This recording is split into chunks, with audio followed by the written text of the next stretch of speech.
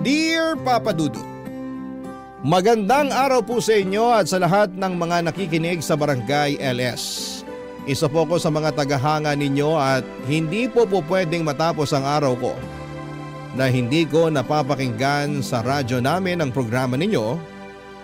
Oo, alam ko po na pwede akong makinig sa Facebook o sa TikTok pero iba pa rin yung vibe kapag sa radyo ko kayo napapakinggan.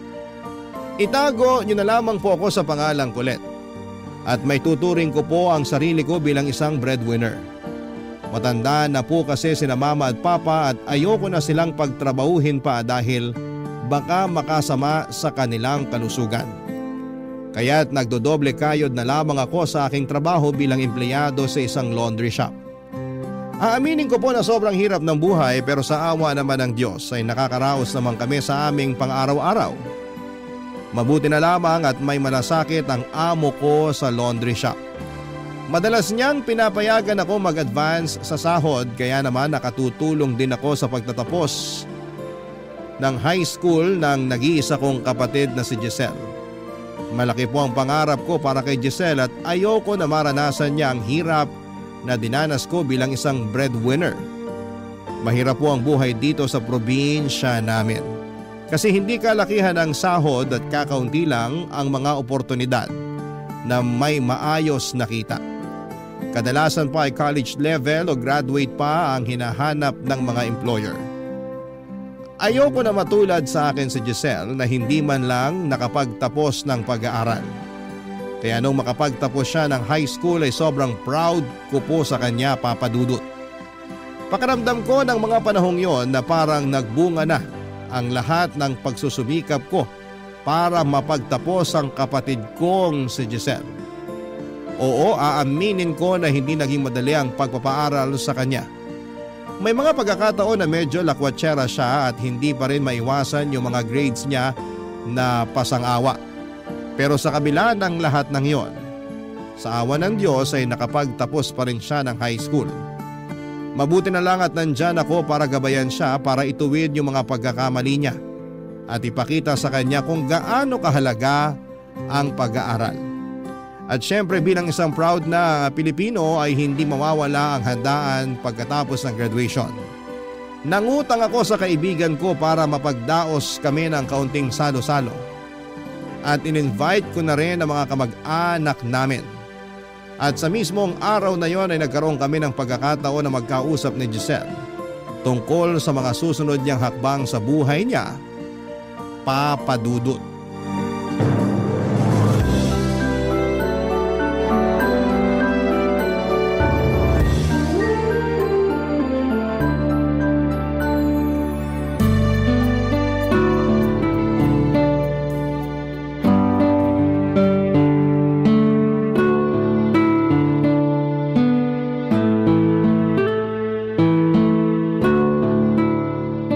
Ate Colette, nakakaloka naman tong pa-party mo. Kinailangan mo ba talagang imbitahan yung mga kamag-anak natin? Eh wala namang ambag yung mga yan sa buhay natin eh. Tingnan mo nga yung iba dyan oh, nakahanda na yung supot. Huy, hinaan mo nga yung boses mo. Mamaya may makarinig sa'yo. Ano ka ba, hayaan mo na. Minsan lang naman to eh. At isa pa, proud na proud ako sa'yo. Kasi nakapagtapos ka na rin ng high school sa wakas. Kaya deserve mo tong handaan na to. Ay grabe kung makapagsalita ka naman. Parang wala kang bilib sa akin ah. Pero seryoso ate, thank you. Na-appreciate ko tong pa-party mo para sa akin. Pero utang na loob, sabihan mo yung mga yan na wag ubusin yung lechon. Kaya ka tumataba eh. Nga pala, ngayon na nakapagtapos ka na ng high school, ano nang balak mong gawin? Ay alam mo, kanina pa kita gustong kausapin tungkol dyan. Ano kasi, Ano? Baka pwede mong kausapin yung boss mo sa laundry shop na ipasok ako. Seryoso ka? Oh, bakit? Kung yung ibang teenager nga dyan gusto makapagkolehiyo, ikaw naman atat na makapagtrabaho. Ate, tingnan mo nga tong bahay natin. Butas-butas na yung kisame natin, oh. Niwala nga tayong pera pampaayos dyan eh. Pangkolehiyo ko pa kaya? Ang totoo niya, napaghandaan ko na yan eh. Wala kang choice. Mag-college ka. Seryoso? Ayaw mo? O sige, duwag. Syempre gusto ko. At isa pa, Napagdesisyonan ko na rin na sa syudad ka mag-aaral. Mas maganda kasi ang mga paaralan doon kumpara dito sa atin sa probinsya. At sigurado ako na mas mataas ang oportunidad mo na makakuha ng magandang trabaho kung doon ka magtatapos. Sigurado na ba yan, ate? Ito naman ang kulit. Ano ba? Wala ka bang kawala sa akin? Pinag-ipunan ko na yung pangkolehiyo mo. Thank you. Thank you talaga, ate. Pinapangako ko sa'yo na pagbubutihan ko yung pag-aaral ko. Promise mo yan, ha? Opo, thank you talaga. Ako nang bahala sa lahat ng gastusin mo. Pero wag na wag mo akong bibigyan ng sakit sa ulo, ha? Aba, syempre naman. Kailan ba kita binigyan ng sakit sa ulo? Naaalala mo pa ba nung nasuspend ka ng 2 araw? Kasi nag-cutting classes ka? Tapos may 1 beses pa na tinakbuhan mo yung... Ate naman, past is past, never discuss. Pinapangako ko po sa inyo na pagbubutihin ko na talaga sa college. Lalo na't sa syudad mo na ako papaaralin. Excited na ako. This is it na talaga. Nga pala, paano yung titirhan ko? Yan mismo yung dahilan kung bakit inimbitahan ko yung mga kamag-anak natin ngayon. Yung isa kasi sa kanila galing pa sa syudad at may paupahan sila dun. Galing syudad? Ang layo nun ah. Para din naman sa'yo to eh. Para may matutuluyan ka sa syudad kapag nag-college ka na. Pero seryoso ate, thank you talaga ha. Kasi simulat sa pool pa lang, hindi ka na nagsawa na alagaan ako. Ikaw na ata ang pinaka-the best na ate. Ay, alam ko na kung saan papunta tong usapan na to. Ikaw tigil-tigilan mo ko ha. Ate naman, pakinggan mo kasi muna ako. Di ba kakasabi ko lang sa'yo na pinaghahandaan ko na yung pangkolehiyo mo? Lalong-lalo na at sa syudad pa kita pag-aaralin. Ate naman kakarag-karag na kasi tong cellphone ko. Ayaw na gumana ng speaker. Kita mo na? Ay, may extra ako na headset sa kwarto. Sa'yo na yon. Headset? Napaka-hassle naman nun. Ate, eto na lang ang isipin mo ha. Malalayo na ako sa'yo.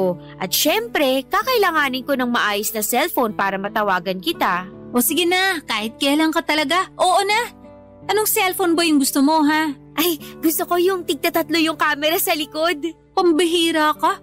Akala ko ba speaker lang yung problema ng cellphone mo? Ate naman, kung bibilhan mo ko ng bagong cellphone, mas mainam na yung maganda at latest na model yung bilhin natin, di ba? Para sulit. O siya, sige na. May kakilala ko na nagpapautang ng cellphone sa Facebook. Kakausapin ko yun mamaya. Bongga! I love it! Thank you, ate! Sobra! Payakap naman Siguro'y marami sa mga kabarangay natin ang iisipin na ambisyosa ako dahil gusto kong sa syudad pag-aralin ng kapatid ko. Pero hindi ko po maitatanggi na mataas talaga ang pangarap ko para sa kanya. Si Giselle ang nagsilbing inspirasyon ko para pagbutihin ko yung trabaho ko sa laundry shop. At sa kanya ko na rin gustong ibuhos lahat ng mga bagay na hindi ko man lang natamasa. At isa na doon ay ang magkaroon ng pagkakataon na makapagkolehiyo. Alam ko po na hindi magiging madali ang magpaaral sa kanya sa syudad. Oo, may ipon ako kahit papaano pero hindi ko alam kung aabot yung ipon ko na yon hanggang sa makapagtapos ng pag-aaral si Giselle. Pero sa totoo lang ay ipinagpapasa Diyos ko na lamang ang lahat. Kung kailangan kong mangutang para lamang matustusan ang pag-aaral ni Giselle ay gagawin ko. Basta ang mahalaga sa akin, Papa Dudut, ay makapagtapos siya. Makahanap ng magandang trabaho at magtagumpay sa buhay para hindi na niya maranasan ang hirap na pinagdadaanan ko. Ilang buwan ang nakalipas at nagsimula na ang enrollment sa paaralan na papasukan ni Giselle. At syempre kinailangan na niyang lumuwas papunta ng syudad. Hinatid ko siya sa bus terminal at hindi ko na po napigilan ang sarili ko na umiyak. Aaminin ko na sobra akong nalungkot at mamimiss ko siya ng sobra. Pero alam ko na para din sa kanya itong ginagawa ko. Papadudot na ang igdasal ko lang sa mga oras na yon ay sana'y maging ligtas siya at maging maganda ang takbo ng pag-aaral niya. Laking pasasalamat ko rin sa kamag-anak namin na tumulong sa amin kasi binigyan kami ng discount sa paupahan at hindi na sila nanghingi pa ng advance payment at deposit para sa kwarto na kinuha ko para kay Giselle. Noong nasa bus terminal na kami ni Giselle, hindi ko na nga napigilan ang sarili ko na yakapin siya ng napakahigpit. Pero kailangan kong maging matatag, hindi para sa akin kundi para kay Giselle at sa kanyang magiging kinabukasan.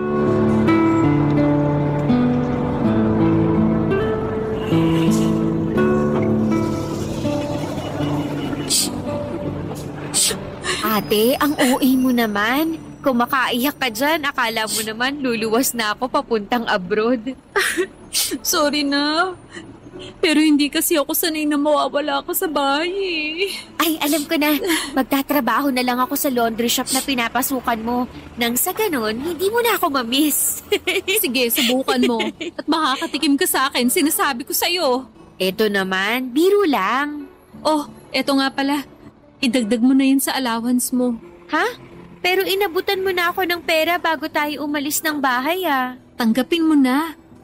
Inipon ko talaga yan para sa'yo. Oh, thank you ate. Mamimiss kita. Ako din. At saka yung cellphone mo, itago mo na mabuti yan ha. Baka mamaya manakawan ka pa. Kakautang lang natin sa cellphone mo na yan. Huwag kang mag-alala. Iingatan ko to. Bigay mo sa akin to eh. At saka yung kwarto mo nga pala dun sa boarding house na tuturuyan mo, nakahanda na yon. Wala ka nang poproblemahin kasi ako na mismo yung kumausap dun sa mga kamag-anak natin. At ako na mismo magpapadala ng pera sa kanila buwan-buwan para sa upa. Ay, excited na ako. Sigurado ako na maraming gwapo dun sa papasukan ko na school. Ay! Hoy, wag kang magkakalat sa boarding house mo ha. At saka kung pwede, wag ka muna mag-boyfriend, okay? Mag-focus ka muna sa pag-aaral mo. Ang dami mo namang advice. Aalis na ako. Bye-bye! Hoy, anong bye? Wala pa nga yung bus na luluwas papuntang syudad eh. Hindi halata na excited ka ha? Ay nako, masisisi mo ba ako? Bagong chapter na to ng buhay ko. Alam mo ba ate, nung graduation ko, inggit na inggit ako sa mga kaklase ko nung sinabi nila na sa syudad sila magkokolehiyo. Kasi akala ko wala na talaga akong pag-asa eh, na habang buhay na ako mabubulok dito sa probinsya natin. Pero no, kasi hindi ko akalain na may pasabog ka pala para sa akin. Alam mo naman na gagawin ko ang lahat para sa'yo, di ba? Pero huwag ka masyadong mag-enjoy doon ha? Ipinapaalala ko ulit sa'yo na pupunta ka ng syudad para mag-aral, hindi para gumimik. Oo naman, alam ko na yun. Basta ate, ikaw na bahala kina mama at papa ha? Oo, wag mo silang alalahanin. Ako nang bahala dito. Basta pagdating mo ng syudad, magde-text ka sa akin ha? At saka, sigurado ka na ba talaga na education yung kukunin mong kurso? Of course! Kapag nakapagtapos na ako, kukuha ako kaagad ng board exam. Tapos mag-a-apply ako sa public school para bongga. Basta siguruhin mong desidido ka na sa kurso mo na yan, ha? Ay naku, alam mo ba? Yung anak ng kapitbahay natin hindi nakapagtapos ng kolehiyo. Bakit daw? Eh paano? Panireklamo daw na kesyo ayaw niya daw nung kurso niya hanggang sa dumating sa punto na nagsawa na siya. Ay nako, ibahin mo ako dyan kasi sigurado na ako sa education.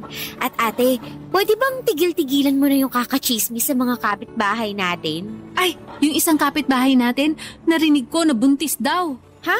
Sinong kapitbahay? Okay, Tams? Chismosa ka rin eh. Mamimiss na talaga kita ate. Payakap nga. Mamimiss din kita, sobra. Ay nga pala, bago ko makalimutan. Ipapadala ko na lang sa iyo bukas yung pera para sa enrollment mo, ha? Sige, pero siguraduhin mo na mapapadala mo yun bukas, ha? Kasi maaga pa ako pupunta dun sa school para makapag-enroll. Oo, huwag kang mag-alala. Nag-cash advance na ako dun sa boss ko. Ibibigay niya na sa akin mamaya yung pera. Pasensya ka na kasi yung perang naiabot ko sa iyo sakto lang talaga para sa allowance mo. Eh, akala ko ba may ipon ka? Bakit hindi ka nalang kumuha dun? Ano ka ba? Pag ginalo ko yun, ako sigurado ko mauubos agad yun. Hanggat maaari, pagtatrabahuhan ko na lang yung perang ibibigay ko sa'yo para hindi agad maubos yung ipon ko. Hindi ko babaliwalain tong sakripisyo mo para sa akin. Thank you talaga. I love you. I love you too. Mag-iingat ka doon, ha? Ay, nandito na ata yung bus na luluwas ng syudad. Tawagan o i-text mo ko pag nakarating ka na ng syudad, ha? Nako ate, huwag kang mag-alala. Tatadtarin ko ng mga text yung cellphone mo at papadalan din kita ng pictures. O sige na, sumakay ka na. Baka mahuli ka pa.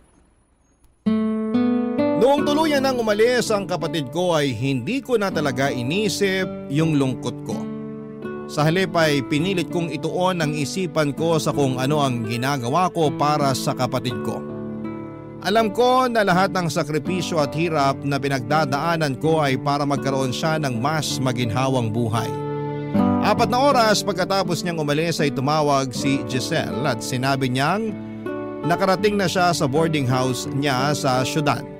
Ramdam ko ang excitement niya sa boses niya at sa mga pictures na paulit-ulit niyang pinapadala sa akin. Kitang-kita ko sa mga larawan ang tuwa niya sa mga bagong tanawin ng syudad. Kahit papaano ay natutuwa rin ako para sa kanya dahil kahit na hindi ko naranasan na makapag-aral sa syudad, alam kong magkakaroon siya ng oportunidad na hindi ko naranasan. Kinabukasan ay nakuha ko na rin ang cash advance ko mula sa boss ko. At noong pinadala ko ito, nagpunta kaagad si Giselle sa college kung saan siya mag-i-enroll. Aba Papa Dudut, mas lalo pa siyang na-amaze sa ganda ng school na papasukan niya. Hindi ko malilimutan yung mga tawanan namin habang tinutokso ko siya na huwag siyang magpapahalata na galing siya sa probinsya. Pero aaminin ko Papa Dudut na medyo nalubog ako sa utang ng mga panahong yon. Bukod sa cash advance ko para sa enrollment ni Giselle, hindi ko pa rin nababayaran ang ginamit kong pera para sa handaan nang makapagtapos siya ng high school at yung cellphone na binili ko para sa kanya.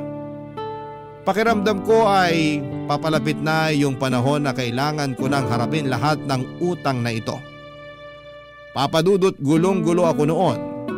Pero sabi ko sa sarili ko, hindi ako susuko hanggang hindi ko natutulungan makapagtapos sa pag-aaral ang kapatid ko, Papa Dudut. Barangay Love Stories. Barangay Love Stories. Makalipas ang ilang buwan ay nagsimula na ang pasukan. Siyempre bilang isang supportive ni ate ay kinumusta ko kaagad si Giselle. Natatandaan ko pa nga na ang sabi niya sa akin ay love na love daw niya yung school niya. At makakaasa daw ako na makapagtatapos siya ng kolehiyo. Sobrang saya ko kasi for the first time ay may makapagtatapos na ng kolehiyo sa pamilya namin. Pero Papa Dudut, medyo naawa din ako sa kapatid ko kasi palagi niyang kinagkwento na parang sosyal daw ang mga kaklase niya. Karamihan sa kanila ay may sariling kotse, tig-2 pa daw ang cellphone ng mga kaklase niya. May mga tablet pa at nang mga panahong yon ay naisip ko kung gaano ka-unfair ng buhay. Kasi hindi naman natin hiningi na ipanganak tayo tapos may mga bata na ipinapanganak na may kaya habang kami ni Giselle ay pinanganak na salat na kaagad sa buhay. Pero naisip ko na hindi dapat maging hadlang ang kahirapan sa pag-abot ng mga pangarap. Tumakas pa sa isipan ko yung sinabi ni nanay na hindi mo kasalanan kung pinanganak kang mahirap, pero kasalanan mo kung mamamatay ka pa ring mahirap. Pero okay lang Papa Dudut. Kung mamamatay man akong mahirap basta makapagtapos ng pag-aaral ng kapatid ko ay okay lang. Kasi gaya nga ng sabi ko kanina kay Giselle ko ibubuhos lahat ng oportunidad na ipinagkait sa akin ng tadhana.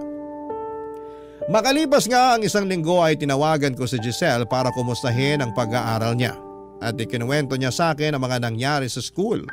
Pati na rin yung mga nararamdaman niya na mga panahong yon, Papa Dudut.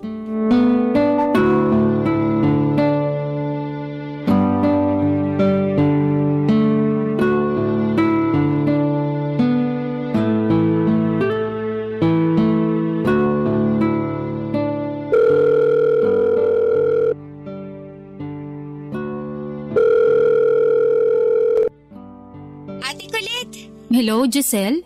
Oh, kumusta ka na dyan? Eto, okay naman. Kumusta naman kayo ni na mama at papa dyan, ate? Eto, okay din naman. Yung pag-aaral mo dyan, kumusta? Ay nako ate, okay na okay. Alam mo ba, nung isang araw, ang taas nung nakuha kong score sa English quiz namin. Salamat sa Diyos. Basta ipagpatuloy mo lang yan, ha? Syempre naman. Na ikaw ang pinakaunang makakapagtapos ng kolehiyo sa pamilya natin. Nakaka-pressure naman yan. Mataas ang expectation ko sa iyo, Giselle. At siguraduhin mo lang na wala ka pang boyfriend, ha? Wala akong boyfriend, no? Pero aaminin ko na ang daming gwapo sa school ko. Ayan na nga bang sinasabi ko eh. Eto naman, sobrang arte. Para crush lang eh. Huwag ko lang talaga malaman na may jowa ka na. Kasi kapag, naku, maniwala ka sa akin, susugurin kita dyan. Ang OA ha. Pero sa tingin ko, hindi rin naman magkakagusto sa akin yung mga lalaki sa school na yun. O bakit naman? Hello, ang gagara kaya ng mga estudyante doon. Halos karamihan doon may mga sariling kotse. Tapos, yung mga gadget nila, ang lakas makasosyal. Naiinggit ka ba sa mga kaklase mo? Aaminin ko, oo, naiinggit ako. Paano ba naman kasi? Nag-aaral pa lang sila pero parang sumasahod na sila. Alam mo ba na ang laki ng allowance nila? Yung isang kaklase ko nga, binibigyan ata ng 25,000 kada linggo-linggo para sa budget niya. Tapos yung isa kong kaklase, nagpa-party nung nakaraang linggo. Pero hindi na nga ako nakapunta kahit invited ako kasi wala rin naman ako masusuot. Kasi hindi naman ako kagaya nila na kayang bilhin yung buong department store. Giselle, wag mo nang isipin yun. Oo, alam ko na sobrang unfair ng mundo. Kasi may mga tao na nakukuha nilang gusto nila nang hindi na pinaghihirapan. Pero tandaan mo pa rin na bilog ang mundo. Kaya sobrang importante na makapagtapos ka kung gusto mo rin matamasa yung mga natatamasa ng mga kaklase mo. Ay, kailan pa kaya yun mangyayari, no? Basta, tigil-tigilan mo na yung pagkukumpara mo sa sarili mo sa kanila. Hindi makakabuti yan sa'yo. Masisisi mo ba ako? Araw-araw ko kaya silang nakikita. Alisin mo na yung inggit sa katawan mo. Sinasabi ko sa'yo, madedepress ka lang. Sige na nga. Nga pala, yung cellphone na binigay ko sa'yo, okay pa ba? Okay na okay pa. Hindi nga halatang inutang natin to kasi ang lakas makasosyal ng cellphone na to. Mabuti naman kung ganun. Ingatan mo yan ha? Noted! Yung tinutuluyan mong boarding house, kumusta naman? Sa totoo lang, medyo maliit yung kwarto pero okay na siguro to. Kung tutuusin nga, sobrang swerte na natin. At nakuha ko pa yung kwarto na yan. Alam mo ba na ang daming estudyante na nagsisiksikan sa isang kwarto para lang makatipid? Habang ikaw solong-solo mo yung kwarto na yan. Mabuti na lang talaga at napakiusapan ko yung kamag-anak natin. Bongga ka dyan ate, iba pa rin talaga kapag may connections. Nakakakain ka rin ba ng maayos dyan? Oo naman, solve na ako sa isang tray ng itlog at mga delata. Tigilan mo nga yung mga kakatanong sa akin. Magkwento ka naman ate, kumusta ka na dyan? Kumusta na yung trabaho mo sa laundry shop? Ganun pa rin naman. Ay nga pala, may good news ako. Bibigyan ako ng increase ng boss namin sa laundry shop. Talaga? Nakakatuwa naman. Kung ganon, baka pwede mo namang dagdagan yung pinapadala mo sa akin na allowance. Alam mo na, share your blessings. Ano ka ba naman, Giselle? Hindi ko pa nga nababayaran ng buo yung cellphone mo eh. Ang dami mo namang arte. Ay, hindi ate, kumalma ka dyan. Sigurado ako na madadagdagan mo rin yung pinapadala mong allowance sa akin kasi marami ang magpapalabas sa'yo. O, di ibig sabihin nun, tataas na naman ulit ang sahod mo at pagkatapos niyan, marami ka na rin kikitain. Alam ko na rin na pagpapalain ka ng Diyos kasi mabait ka na ate. Nambola pa. O siya, sige na, susubukan ko. The best ka talaga, Ate Colette. I love you. I love you too. Ay nga pala, maliligo na ako kasi sobrang lagkit ko na. Ang init-init pala dito sa syudad. Pero sigurado ako na masasanay din ako dito. O sige, basta i-update mo na lang ako ha. Sureness! Sige na, bababa ko na to. Ingat ka dyan. Mwah! Aaminin ko po na noong mga panahon na yon ay nahirapan akong makarelate kay Giselle. Kasi dito sa probinsya ay simple lang ang buhay namin. Walang masyadong luho at hindi din maporma ang mga tao dito. Siguro nga ay ganyan talaga kapag galing ka sa probinsya at bigla kang pumunta sa syudad. Malaki ang magiging pagkakaiba. Kunwari, yung mga anak na mga mayayamang negosyante malamang sa syudad din nag-aaral. Kaya naman hindi maiwasan ni Giselle na mainggit sa kanila. Pero lagi ko pa ring pinapaalala sa kanya na hindi niya dapat pagtuunan ng pansin ang mga bagay na wala naman siya. Sinasabi ko sa kanya na imbis na mainggit ay gawin niya na lamang na inspirasyon ang mga kaklase niyang mayaman para mas lalo pa niyang pagbutihin ang kanyang pag-aaral. Kahit na paulit-ulit kong pinapaalala sa kanya yon, may mga panahon pa rin na hindi ko talaga siya kayang tanggihan. Kaya nagsimula na rin akong dagdagan yung allowance ni Giselle tulad ng pinangako ko sa kanya noong nagkausap kami. Kapatid ko pa rin siya at ayoko siyang makita na malungkot. Masaya din ako kasi nakita ko sa Facebook niya na marami na siyang kaibigan sa eskwelahan. At palagi ko ding sinasabi sa kanya na okay lang na makipagbarkada basta wag niyang kalimutan ang pinakamahalagang bagay, ang mag-focus sa pag-aaral. Mukhang tinanggap ni Giselle ang mga payo ko kasi parati naman niyang ibinabalita sa akin na mataas sa mga grades niya sa mga schoolwork niya. Pero papadudot habang dahan-dahan kong binabayaran ang mga utang ko. Tumawag si Giselle at may mga sinabi siya na lalong nagdagdag sa bigat ng mga iniisip ko, papadudot.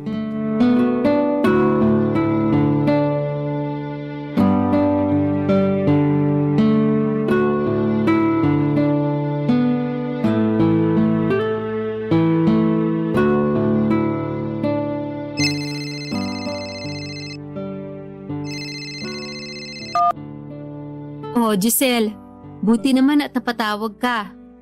Kumusta ka na dyan? Ayos lang ako, ate. Pero mahihilingin sana ako sa'yo eh. Bakit? May problema ka ba? Wala naman. Pero Ano ba kasi yun?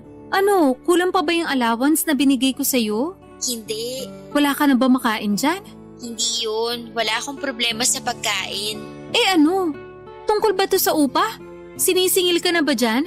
Huwag kang mag-alala kasi papakiusapan ko pa yung mga kamag-anak natin na sa makalawa ko na lang sila babayaran. Hindi, walang naniningil sa akin, okay? So ano? Puhulaan ko pa ba kung anong nasa isip mo? Magsalita ka na kasi. Naku Giselle, pag hindi ka pa nagsalita, ibababa ko na talaga to. Kailangan ko ng bagong laptop. Ano? Sandali lang. Ba't biglaan naman yata to? Wala akong magagawa. Required kasi sa school eh. Hindi ba pwede na gamitin mo na lang yung cellphone mo? Ang mahal-mahal kaya niyan. Hindi uubra to. Kailangan ko kasi ng malaking screen eh para dun sa presentation na gagawin namin ng mga kaklase ko. Giselle naman, alam mo naman na ang dami ng gastusin, di ba? Sigurado naman ako na may internet cafe dyan. Doon ka na lang kaya pumunta. O di kaya manghiram ka na lang dyan sa mga kaklase mo. Ang baho-baho ng mga headphones sa internet cafe eh. Tapos ang dami pang bata na naglalaro dun. E di manghiram ka na lang sa mga kaklase mo. Di ba sabi mo mga mayayaman yung mga yun? Sigurado ako na pahihiramin ka nila. Seryoso ka ba talaga ate? Nakakahiya kaya manghiram. May laptop silang lahat at ako na lang ata itong napag-iwanan eh. Ay, magkano ba kasi ang laptop na gusto mo? Mga nasa 20 to 30,000. 20,000? Giselle naman! Sige na naman oh. Wala pang second hand na laptop? Yun na lang kaya ang bilhin natin. Ayoko ng second hand. Madaling masira yun eh. Giselle, ewan ko, hindi ko alam. Basta gawan mo na lang ng paraan yan ha? Kaya mo na yan. Pambihira. Ba't mo pa kasi ako pinag-aral dito sa syudad kung hindi mo naman pala kayang tustusan yung mga pangangailangan ko? Hindi pangangailangan yan, Giselle. Ang tawag dyan, luho. Anong luho? Hindi ba't sinabi ko na sa'yo na required yung laptop sa klase namin? Huwag mo kung pinaglololo ko. Alam ko naiinggit ka lang sa mga mayayaman mong kaklase kaya ka nagkakaganyan. Naiinggit? Ay, palibasa, wala kang alam kasi sa probinsya ka lumaki. Subukan mo kayang pumunta dito sa syudad. Baka sakaling maintindihan mo kung saan ako nanggagaling. Giselle, yung bunganga mo ha? Pagdahan-dahan ka sa mga sinasabi mo sa akin. At bakit? Totoo naman ah. Alam mo kung anong problema mo? Masyado kang ambisyosa. Pwede mo naman sana akong pag-aralin dyan sa probinsya, pero hindi mo ginawa. Dito mo ako pinag-aral sa syudad, kapos ka naman pala sa pera. Nagkakaganito ka na porket hindi lang kita napagbigyan sa kagustuhan mo na magkaroon ng bagong laptop? Hindi. Nagkakaganito ako kasi mas mahirap pa tayo sa daga. Buisit na buhay ito. Kung ako sa'yo, titigilan ko na yung kaka-Facebook mo. Para hindi ka na naiinggit tuwing nakikita mong may bagong gamit yung mga classmate mo. Walang kwenta yung suggestion mo kasi araw-araw ko sila nakikita sa classroom na may mga bagong gamit. Eh di lumabas din ang totoo, na hindi mo kailangan ng bagong laptop at totoong naiinggit ka lang. Alisin mo na nga yung inggit sa katawan mo. Hindi nakakaganda yan, sinasabi ko sa'yo. Sige na nga, bumili na lang tayo ng second-hand na Wisit. Pero kailangan ko na yun this week kaya please lang. Magkano ba abutin yung second hand na laptop? Nasa 10 to 15,000. Ano? Akala ko nasa 4,000 lang yan na. 4,000? Ate, laptop yung pinag-uusapan natin dito. Hindi mo murahin na cellphone. Naku Giselle, tigil-tigilan mo nga ako. Wala akong 10,000. Sandali lang. Ang mahal-mahal ang binabayad ko sa school mo, ha? Wala man lang ba kayong computer sa school nyo? Doon ka na lang kaya sa school nyo mag-computer. Ewan ko sa'yo. Bahala ka sa buhay mo. Visit. Hello, Giselle? Giselle! Papa Dudut, sobra po akong nasaktan sa mga sinabi ni Giselle sa tawag na yon. Talaga pong ipinamukha niya sa akin na salat kami sa buhay at parang hindi pa sapat ang lahat ng sakripisyo ko para matulungan siyang makapag-aral sa isang magandang eskwelahan. Hindi ko po maintindihan kung bakit bigla siyang nagbago. Noong nasa probinsya pa siya, aaminin ko na may maarte na siya. Pero eto po talaga yung first time na binastos niya ako ng ganon. Kaya sobra po talaga akong nadismaya noong nagsimula siyang magsalita ng ganon sa akin. Dumaan po ang mga linggo at palagi kong pinapaalala kay Giselle na hindi siya maghihirap habang buhay basta magsumikap lamang siya. Ibinuhos ko na siguro ang lahat ng magagandang salita para mapagaan ang kalooban niya.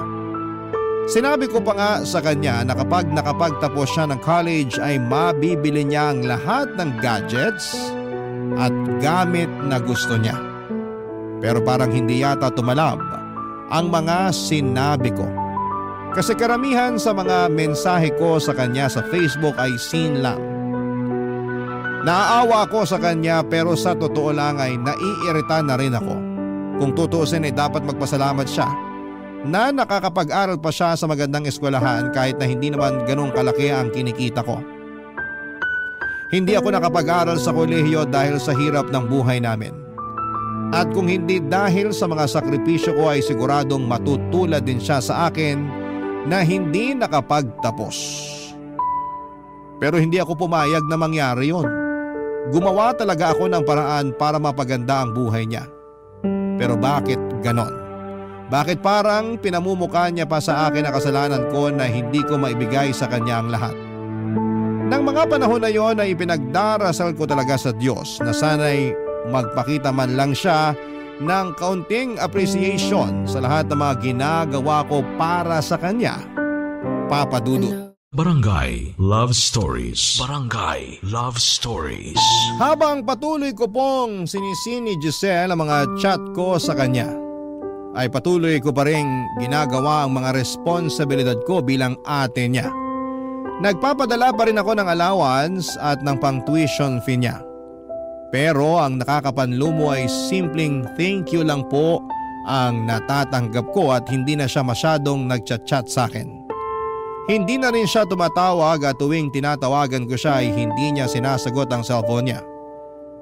Sobra akong nag-worry para sa kapatid ko, Papa Dudut. Ang masakit pa niyan, nasa probinsya po ako at 4 na oras ang layo ng lugar namin sa syudad.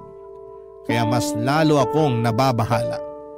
Tuwing tinatanong ko siya kung kumusta na nga ba siya at ang pag-aaral, ang sagot niya lamang ay simpleng okay lang. Hindi na katulad ng dati na detalyado niyang kinukwento ang lahat ng nangyayari sa kanya. Lumipas po ang ilang linggo at may nangyari pong hindi ko po talaga inaasahan. Natanggal po ako sa trabaho ko sa laundry shop dahil napagbintangan ako ng isang customer na ninakaw ko daw ang pera na nakalagay sa jacket na pinalabhan niya. Kahit na hindi ko naman po talaga ninakaw o kinuha yung pera. At ang mas masakit pa po ay pinanigan ng boss ko yung customer. Kaya nawalan po ako ng trabaho. Sobra po akong nabigla at nalungkot ng mga panahong yon dahil bukod sa mga utang ko, sigurado kong hindi magtatagal yung perang naipon ko. Kaya naisip ko na siguro mas mabuti kung sa syudad na lamang ako magtrabaho dahil di hamak na mas mataas ang sahod doon. At sumang-ayon naman ang mga magulang ko sa plano ko. Makalipas ang ilang araw ay nag-decide po akong pumunta sa boarding house ni Giselle. Hindi na po ako nag-chat o tumawag para sabihin na pupunta ako. Kasi ako rin naman po ang nagbabayad sa boarding house niya. Aaminin ko po na medyo umira lang pride ko dahil bihira na siyang mag-chat sa akin. Kaya hindi ko na rin po sinabi sa kanya na pupunta ako, Papa Dudut.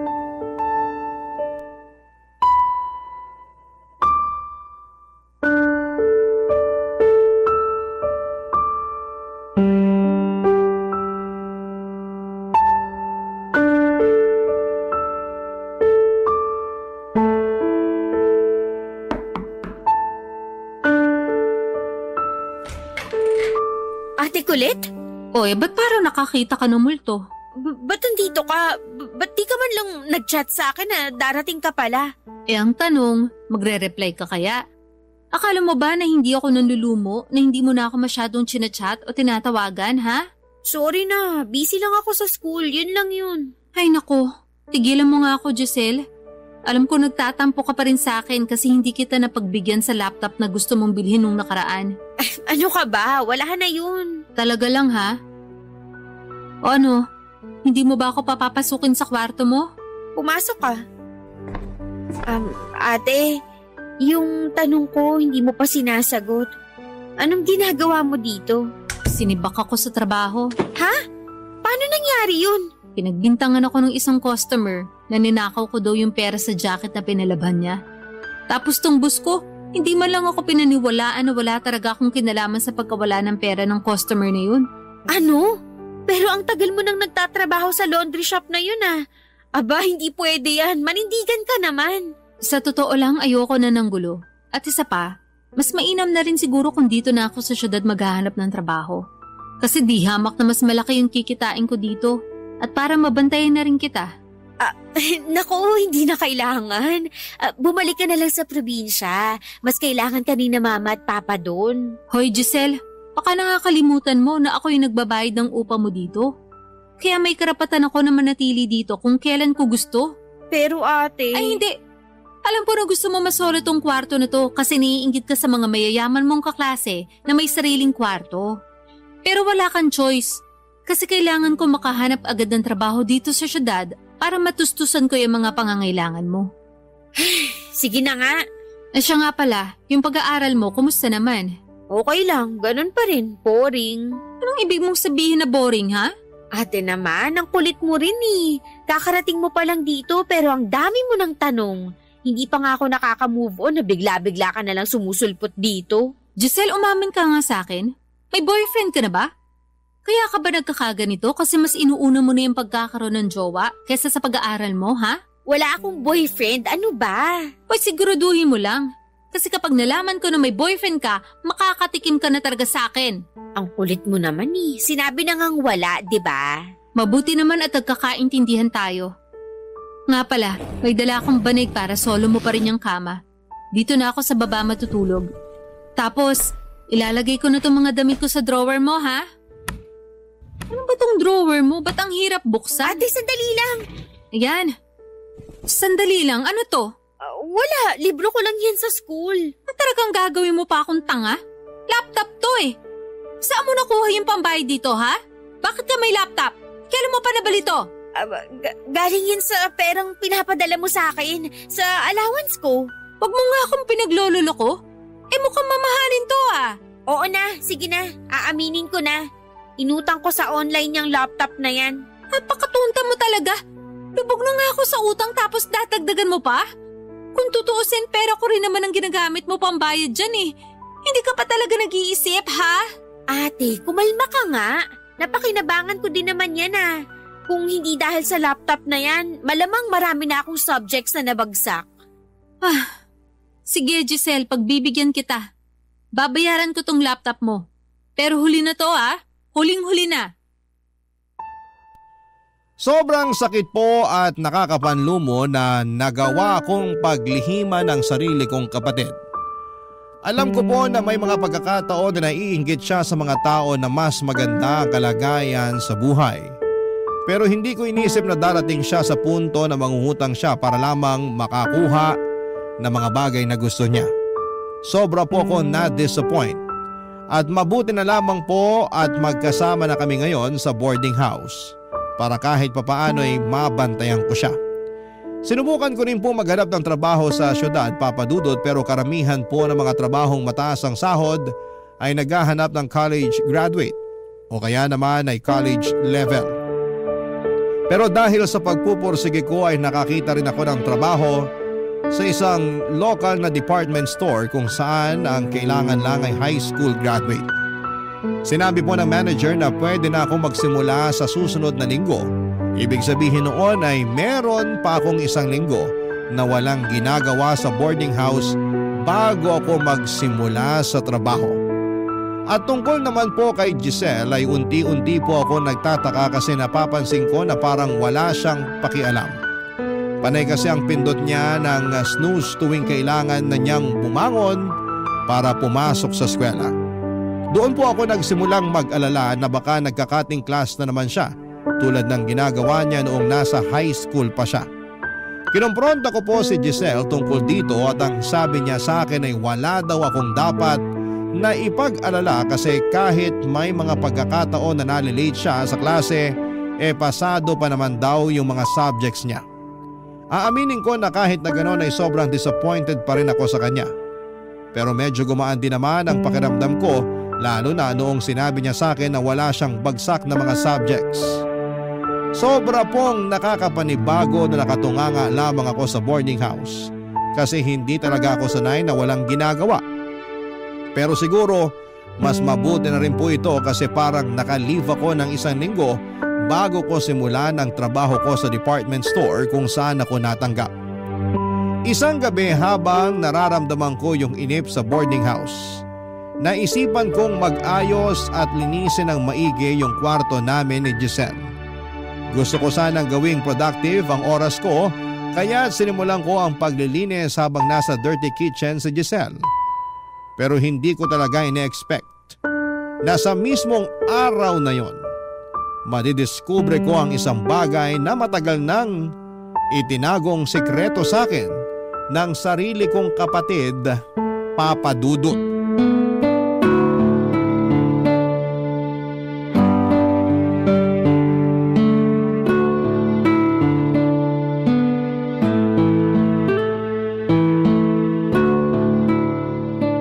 Ate, magsasaing lang ako dun sa kusina ha. Sige. Dadalian ko na lang yung pagsasaing kasi hindi pa nakakauwi yung ibang boarders. Sigurado ako na magsisiksikan na naman ang mga yun sa kusina mamaya. Mabuti pa nga. Sige na, bilisan mo na yung pagsaing para makakain na tayo. Sige, tawagin na lang kita pagluto na yung kanin para makakain na tayo. Ay, nga pala, saan mo gusto kumain? Dito o sa sala? Kahit saan, ikaw bahala. O sige, tawagin na lang kita mamaya. Maiwan na muna kita dyan. Isasara ko na tong pinto ha. Bagot na ako sa kwarto na to. Ay, makapaglinis na nga lang. Kahit kailan ka talaga, Giselle. Kababae mong tao pero ang kalat-kalat mo. Ay, pambihira naman oo. Saan ko ba sisimulan to? Dito na lang siguro sa ilalim ng kama. Mukhang maalikabok na eh. Ano ba yan? Ang dumi? Sandali lang. Bakit may kahon dito? Mabukusan nga. Nga pala, nakalimutan kong itanong sa'yo. Ba't hawak mo yan, ha? Magpaliwanag ka. Ba't ang daming gadgets sa kahon na to, ha? Saan galing to mga to? Pinahiram lang sa akin yung mga yan. Isusuli ko rin.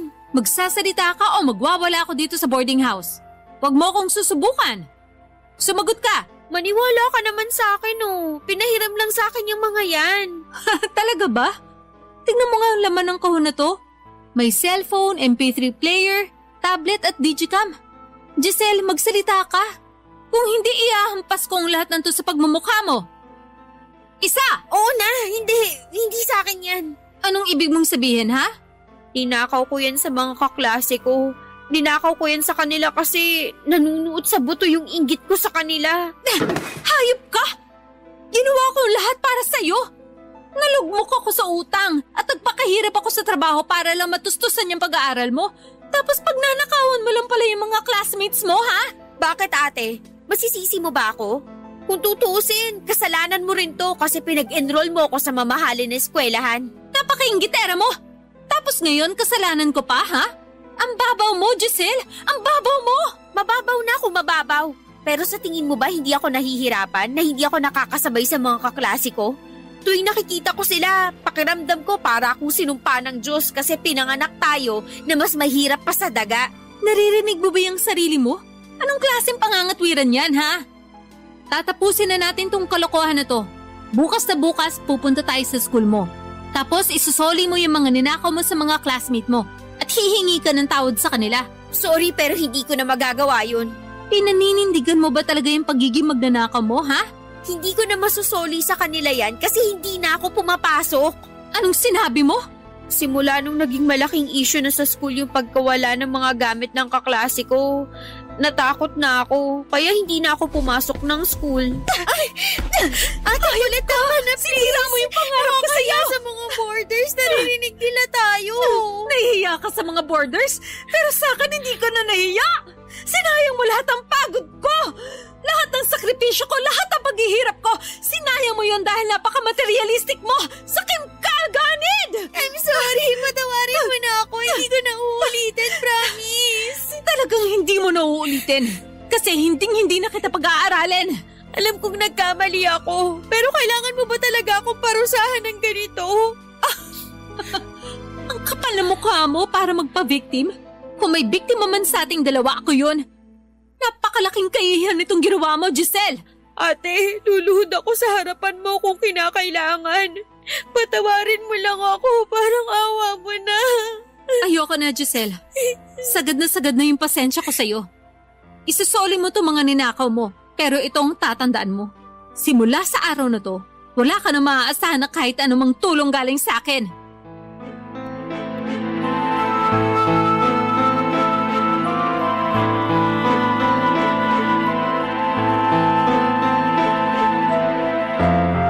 Sobrang sakit po sa puso ko noong nalaman ko na pinagnakawan na pala ni Giselle ang mga kaklase niya. Talaga pong nahiya ako sa ginawa ng kapatid ko at sa mga oras na yon ay parang ayaw ko na talagang humarap sa ibang tao. Pero alam ko na kailangan ko pa rin gawin kung ano ang tama. Kaya kinabukasan ay nagpunta ako sa school ni Giselle at ibinigay ko sa dean ng eskwelahan na yon ang mga gamit na ninakaw ni Giselle. At ipinapasok na rin ng dean sa opisina niya ang mga estudyante na nawala ng gamit. Ako na rin po ang nagsorry sa lahat ng mga pinagnakawan ni Giselle. Habang ginagawa ko po yun ay ramdam na ramdam ko yung galit at disappointment ng mga kaklase niya. At parang gusto ko na lamang po na lamunin ako ng lupa ng mga panahon na yon. Kung tutuusin, mga anak ng mayayaman ang mga pinagnakawan ni Giselle. At kayang-kaya nilang sampahan ng kaso si Giselle. Pero sa kabutihang palad ay hindi nila ginawa yon. Pagbalik ko sa boarding house, talagang hindi ko na napigilan ang galit ko kay Giselle. Kaya pinalayas ko siya sa boarding house. Sa sobrang sakit at hiya na naramdaman ko ng mga panahon na yon ay wala na akong pakialam kung saan siya mapunta. Basta mawala lang siya sa harapan ko. Nung huli kong nakita si Giselle ay umiiyak siya papalabas ng boarding house habang dala-dala ang bag niya. At sa ngayon po ay maayos pa rin ang trabaho ko sa department store at nandito pa rin ako sa boarding house nakatira. Si Giselle naman ay hindi ko na siya masyadong nakakausap. Pero nakikita ko pa rin siya sa Facebook newsfeed ko at napag-alaman ko na nagtatrabaho siya ngayon sa isang bakery at may boyfriend na rin siya. Sa totoo lang, hindi ko po siya kayang patawarin. Matagal-tagal na rin kaming hindi nag-uusap at ang pinagtutuunan ko na lamang ng pansin ngayon ay ang makapagpadala ng pera sa mga magulang ko. Laking pasalamat ko rin dahil unti-unti ko nang nababayaran ng buo ang mga utang ko. Sa naranasan kong ito ay natutunan ko po na hindi masama ang magbigay ng tulong. Pero kapag inaabuso na ay kailangan mo nang putulin ang tulong na ibinibigay mo dahil sa halip na makatulong ay mas lalo lamang itong makakasama. Ang inyong kapuso at kabarangay forever, Colette. Dear Papa Dudut, Magandang araw po sa inyo. Ako nga pala si Flora at matagal na po akong taga-subaybay ng Barangay LS. Hindi ko po talaga pinapalampas ang bawat kwento tuwing alas 12 ng tanghali. At dahil po matagal na akong nakikinig at nakasuporta sa Barangay LS ay napagpasyahan ko pong ibahagi sa inyo ang kwento ko. Sana po ay tanggapin at mapili ninyo ang sulat kong ito, Papa Dudut. Isa po akong simpleng babae na nagtatrabaho bilang servidora sa isang maliit na kainan dito sa Pangasinan. Hindi po ako galing sa mayamang pamilya. Pero sa awa ng Diyos, kahit papaano ay may naipundar naman na maliit at simple na bahay yung mga magulang ko. At noong makapagtapos ako ng high school ay napilitan akong magtrabaho para matulungan ng mama at papa ko. Ako po kasi ang nag-iisang anak nila kaya't malaki ang pressure na nararamdaman ko para masuportahan sila, Papa Dudut. Hindi na po nagtatrabaho ang mga magulang ko dahil pareho na silang matanda at hindi ko po kayang makita silang nahihirapan. Kaya't ako na po ang nagsusumikap para sa amin. Bagamat maliit lang ang sahod ko, sa awa ng Diyos ay nakakaraos pa naman kami. Basta makita ko lang sina mama at papa ko na nasa maayos na kalagayan at nakakakain ng 3 beses sa isang araw, ay wala na po akong mahihiling pa. Sa trabaho ko po bilang servidora ay normal lang naman po ang takbo ng buhay ko. Paminsan-minsan ay nag-overtime pa nga ako para mas makaluwag ako. At sa kaka-overtime ko sa kainan na pinagtatrabahuhan ko ay doon ko nakilala si Kyle. Si Kyle ay isang construction worker na nagtatrabaho malapit sa kainan kung saan ako naninilbihan. Matagal na po akong nililigawan at kinukulit ni Kyle.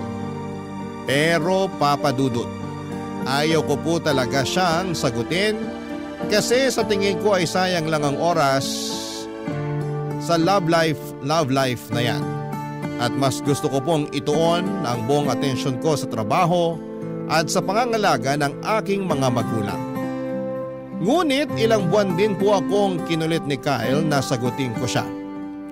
Hanggang sa isang gabi ay hindi ko na nga po nakayanan at nakulitan na po talaga ako sa kanya. Sabi ko sa sarili ko ng mga panahon na yon, kung sasagutin ko siya, sigurado akong hihiwalayan din ako nito. Kasi mukha po siyang babaero. At kung sakali mang mangyari yon, at least ay hindi na niya ako kukulitin kahit kailan. At sigurado naman po ako sa sarili ko na kung sakaling maghiwalay kami ni Kyle ay hindi ako masasaktan kasi wala po akong nararamdaman na pagmamahal para sa kanya.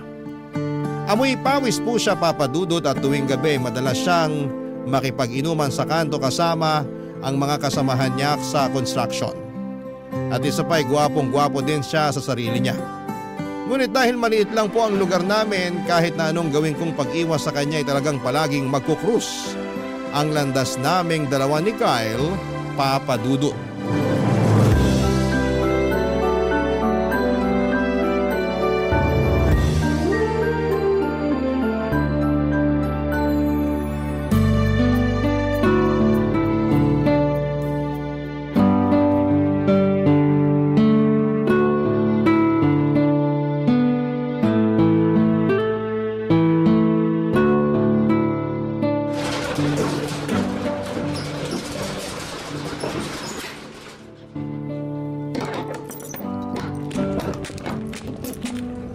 Flora, my babes! Sabi ko na nga ba, dito lang kita mahanap eh. Diyos ko, Kyle. Nakainom ka na naman no. Gabing-gabi na oh. Umuwi ka na nga sa inyo. Alis na Yasyo. Doon ka na nga. Ano ba kasing ginagawa mo dyan? Bulag ka ba? Malamang ako ang napag-utusan na magsara nitong kainan. Eto naman, ang sungit-sungit mo talaga sa akin. Halika nga muna dito. Wag kang lalapit sa akin. Sigurado ako na amoy alak at pawis ka na naman. Ang arte mo naman, my babes. Tigilan mo na nga yung kakatawag sa akin ng my babes, kadiri. Grabe ka naman sa akin. Pero alam mo, kahit masungit ka, Ang ganda mo pa rin. Tapos na ako dito, uuwi na ako. Diyan ka na nga. Uy, sandali lang. Ano? May papakiusap sana ako sa'yo eh. Flora, alam mo naman na matagal na akong may gusto sa'yo, di ba? At alam mo naman na matagal na rin kitang nililigawan. Kaya parang awa mo no. Sagutin mo na ako. Ay nako, itulog mo na lang yan. Sigurado akong lasing ka lang. Uy, hindi ah. Kaya nga ako uminom eh. Para magkaroon ako ng lakas ng loob para sabihin ang tunay na nararamdaman ko para sa'yo. Ibang klase ka rin ano? Ginawa mo pa talaga akong dahilan. Gabi-gabi ka namang umiinom. Paano mo alam? Pinagmamasdan mo ako? Aminin mo na, may gusto ka rin sa akin oh. Ang kapal ang mukha mo. Kilabutan ka nga sa mga pinagsasasabi mo. Palagi kaya kitang nakikita sa kanto, nakikipag-inuman sa mga kasamahan mo sa construction tuwing naglalakad ako pa uwi. Basta, hindi ako aalis dito hanggat hindi mo ako sinasagot. Alam mo ba kung ano ang pinagkaiba mo sa adobo, sinigang at piniritong isda? Ha? Ano? Lahat ng yun, natikman ko na. Ikaw na lang ang hindi. Napakabastos mo naman. My babes, ang sakit na. Pero di bale, titiisin ko lahat ng sakit. Basta sagutin mo lang ako. May pick-up line din ako para sa'yo. Eto, makinig ka. Alam mo bang hindi tayo tao? Hindi tayo pagkain? Hindi rin tayo lugar? Sabi ko na nga ba eh. May gusto ka rin sa akin. Narinig ko na yan. Bakit? Kasi bagay tayo? Mali. Kasi hayop ka. GGSS ka rin ano? Aray, mas masakit pa ata yun kesa sa sampal mo. At saka, ano yung GGSS? Gwapong-gwapo sa sarili. Ha? Tabi nga dyan, uuwi na ako. Oh, ayan. Kyle, ano ba? Tumayo ka nga dyan, nakakahiya. Baka mamaya may makakita pa sa'yo. Sagutin mo na ako, parang awa mo na. Ang sakit-sakit na ng tuhod ko. Oo, sige na. Tumayo ka na dyan.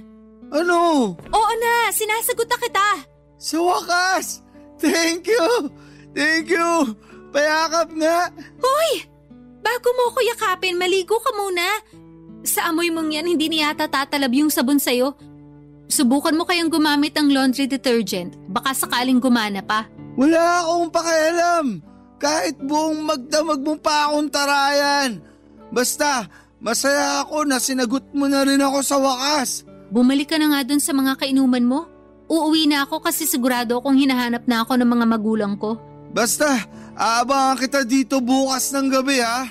Hay nako, para may pakinabang ka, dito ka na rin kumain bukas para may benta kami. Makakaasa ka, my babes. Utang na loob, tigilan mo na nga yung kakatawag sa akin ng my babes. Napaka-jejemon mo. O sige, mahal na lang. Bahala ka dyan, goodbye. I love you, mahal! Hay nako Papa Dudut, hindi ko na natiis yung kakulitan ni Kyle at dumating na rin ang araw na sinagot ko na siya. Ang totoo niya, nakala ko ay hindi siya seryoso sa akin pero nagkamali ako kasi araw-araw niyang pinaparamdam sa akin na mahal niya ako. At in fairness na lang din sa kanya kasi simula nung sinagot ko siya ay araw-araw na siyang naliligo at hindi na siya amoy pawis. Araw-araw na din niya akong dinadalaw sa kainan na pinagtatrabahuhan ko. Nakakahiya mang aminin pero lumipas sa mga buwan at nararamdaman ko na nahuhulog na rin ang loob ko kay Kyle. Oo, nung unay naiingayan at naaalibadbaran ako sa kanya. Pero noong naging kami na ay mas nakita ko ang seryoso at determinado niyang side. Kahit yung mga katrabaho ko sa kainan ay nagulat din daw sa pagbabago ni Kyle kasi hindi na rin siya ganong kadalas makipag-inuman sa mga kasamahan niya sa construction. At tuwing sumasahod siya, Papa Dudut, binibigyan niya ako ng kung ano-anong regalo. Ang sabi ko pa nga sa sarili ko noon na mukhang mahihirapan talaga akong makipaghiwalay kay Kyle kasi napamahal na rin ako sa kanya.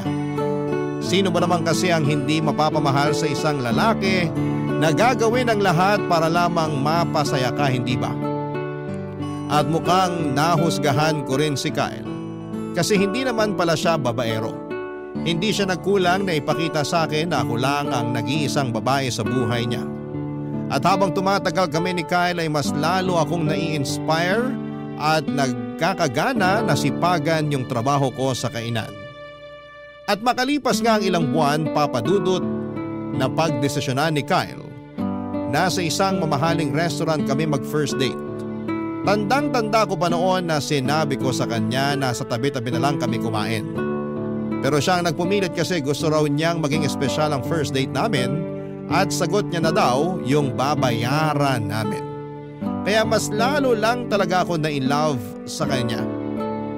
Hindi nga babaero si Kyle, Papa Dudut, pero noong mismong gabing yon, may natuklasan ako sa pag-uugali ni Kyle na hindi ko alam kung matatanggap ko.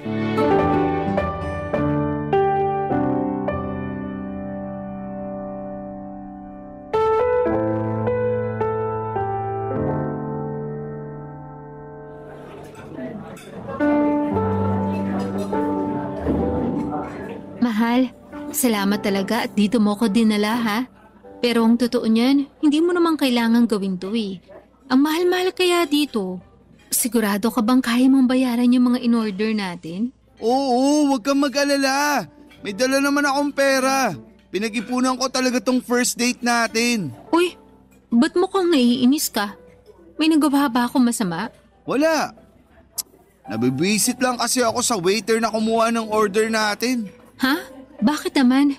Lalamya-lamya kasi, parang bading. Hoy, hinaan mo nga yung boses mo. Baka may makarinig sa'yo. At bakit? Totoo naman ah. At isa pa, 15 minutes na tayong naghihintay sa in-order nating pagkain. Siguro kung hindi bading yung waiter natin kanina, malamang kanina pa nakarating dito yung pagkain natin. Ano ba nangyayari sa'yo ha? Ba't mo pinagdidiskitahan yung waiter? Ang dami mo kayong in-order kanina, kaya malamang matatagalan talaga sila. Ay, umalis na lang kaya tayo dito. Maghanap na lang tayo ng ibang restaurant. Tumigil ka nga.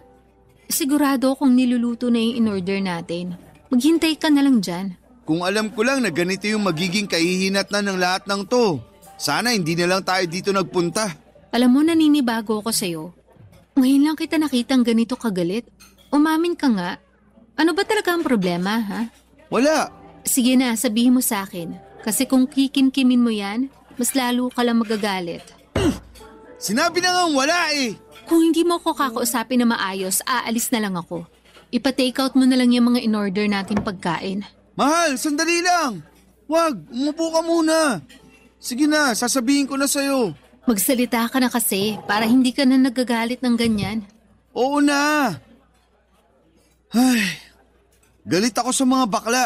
Nandidiri ako sa kanila. Diyos ko naman, Kyle. Ba't ka naman magagalit sa kanila? Wala naman silang ginagawang masama sa'yo.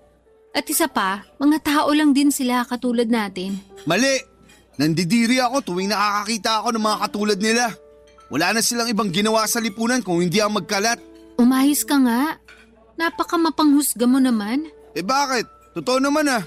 Nababad trip ako tuwing naririnig ko sila na nagsasalita. Nasisira ang araw ko tuwing tumatawa sila. Ayoko silang nakikita sa paligid. Alam mo, sobra ako nanghihinayang. Nanghihinayang ka saan? Diyan! Diyan sa mga sinasabi mo. Oo, aaminin ko na nahulog na ang loob ko sa'yo. At kaya ako nasasaktan ng ganito kasi nagmumukha kang tao na ayaw kong mahalin. Ba't ba kamping-kampi ka sa mga bakla na yan ha? Sabihin mo nga sa akin, babae ka ba talaga? Baka bakla ka rin ha? Sumusobra ka na ha? Napakabastos mo. Nagkamali yata ako na sumama pa ako sa'yo. Aalis na ako. Baka kung ano pang masabi ko sa'yo. Flora, mahal! Sandali lang! Ano? Halika na, bumalik na tayo sa loob. Bumalik ka doon at kumain ka mag-isa mo. Nawala na ako ng gana. Sorry na talaga. Hindi ko sinasadya yung sinabi ko sa'yo. Nagbibiro lang naman kasi ako eh. Ito lang ang sasabihin ko sa'yo, Kyle. Yung galit at pagkamuhi mo sa mga bakla, Yan mismo ang sisira sa'yo. Pasensya ka na talaga. Ewan ko ba, bata pa lang kasi ako.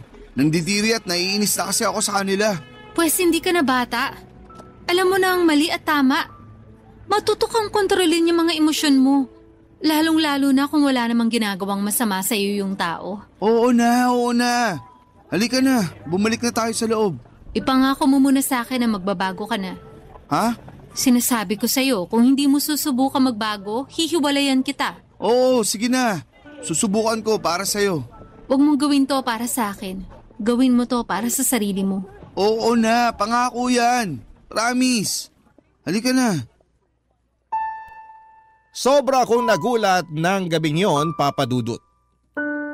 Hindi ko nga akalain na ang jowa ko na akala ko'y mabait at seryoso ay may matinding galit pala sa mga bakla o yung tinatawag nila na homophobic.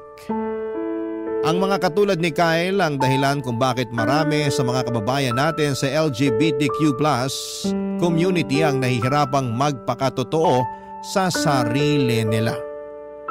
Marami sa atin ang lumaki na may mga maling paniniwala at stereotypes na ipinapasok sa ating isipan.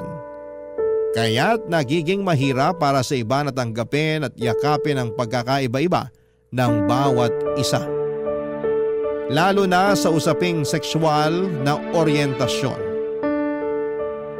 Alam ko, Papa Dudut, dahil may pinsan ako na bakla na palaging kinakawawa ng papa niya. Kahit matalino at mabait ang pinsan ko na yon ay hindi ito nakita ng tatay niya.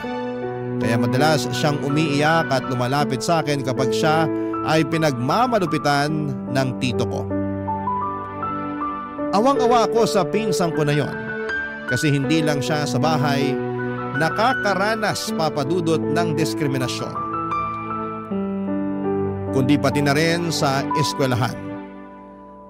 Papa Dudut, madalas siyang tinutokso at binubuli ng mga kaklase niya kahit na wala naman siyang ginagawang masama. Kaya nung malaman ko na homophobic ang jowa ko ay talagang nagulat ako at nahirapan akong tanggapin ito. Pero Papa Dudut, noong gabing yon ay nangako naman si Kyle na susubukan niyang magbago. At pinanghawakan ko ang sinabi niyang yon. Kasi sa kabila ng mga pagkukulang niya, mabait naman talaga si Kyle sa akin. Hindi siya perfect, pero isa siyang mabait, maasikaso at mapagmahal na jowa. Dahil dito ay pinagpatuloy namin ang relasyon namin at sa mga sumunod na araw, umaasa akong unti-unti ay mababago ni Kyle ang kanyang pananaw. Lalong-lalo na pagdating sa mga bakla.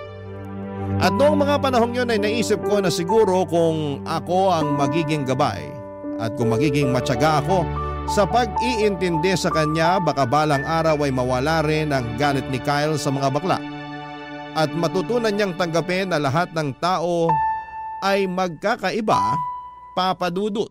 Barangay Love Stories. Barangay Love Stories. Lumipas ang 1 taon at naging magana ang relasyon namin ni Kyle. Napansin ko na malaki na ang pinagbago niya at hindi na mabilis uminit ang ulo niya at lagi na siyang nakikinig sa mga sinasabi ko. Pero syempre may mga pagkakataon pa din talaga na hindi maiiwasang uminit ang ulo niya. Pero patuloy ko na lang siya na pinagpapasensyahan kasi nag-improve na din naman siya kahit papaano. Papa Dudut, sobrang pinahanga niya ako kasi hindi na siya katulad ni Kyle noon na mabaho at mahilig makipag-inuman. At ang pinakamaganda pa dyan ay hindi na talaga siya umiinom. Isang malaking achievement na yon para sa akin. Lumipas sa mga buwan at napagdesisyonan din namin ni Kyle na doon na kami titira sa bahay niya. Siguro yung mga 10 minutes yung layo ng bahay ni Kyle sa bahay namin ng mga magulang ko. At talaga namang tinodo ko na ang pakikipag-live-in kay Kyle sa bahay niya kasi nasa punto na kami ng relasyon namin na kailangan na namin ng sariling espasyo. Wala na rin kasing nakatira sa bahay ni Kyle kasi namayapa na yung mga magulang niya kaya solong-solo namin yung bahay. Ang totoo nga niyan ay walang pinagkaiba yung bahay ni Kyle sa bahay namin ng mga magulang ko. Parehong mukhang nabubulok pero mas mabuti na rin to kesa sa mangupahan pa kami. At kahit nagli-live-in na kami ni Kyle ay naaasikaso ko pa rin naman ang mga magulang ko kasi tulad noong sinabi ko ay 10 minutes lang naman ang layo ng bahay ni Kyle sa bahay namin. Masaya kami ni Kyle na naninirahan sa bahay niya at tuwing Sabado ay namamasyal kami kung saan-saan para mag-relax at makapag-bonding. Yung pamamasyal namin tuwing weekend ay ang nag-iisang pagkakataon namin para magkaroon kami ng quality time para sa isa't isa. Pero isang araw habang naglalakad kami sa isang park noong day off namin, nagulat ako noong bigla akong sinurpresa ni Kyle. Wala akong kaalam-alam na simula ng araw na yon, mag-iiba na pala ang takbo ng buhay ko.